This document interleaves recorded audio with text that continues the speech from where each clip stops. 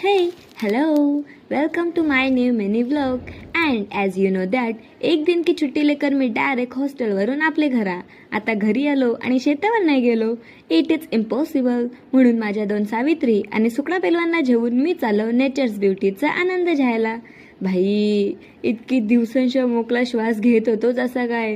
नाहीतर हॉस्टेलमध्ये hostels, lectures, mess, परत हॉस्टेल, बस चालता राहता आहे. आणि इथं आम्ही इकडच्या तिकडं उड्या मारून निर्लज्ज बनून जीन्स घालून पाण्यात पाय टाकून वाकडा तिकडा तोंड करून पोज देत होतो. आणि बाजूलाच लावणी पण चालू होती.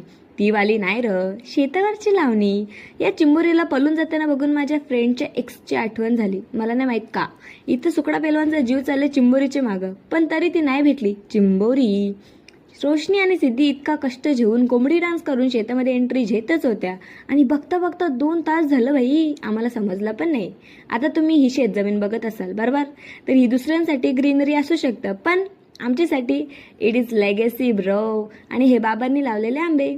So it was the quiet Sukunde, and thanks for watching.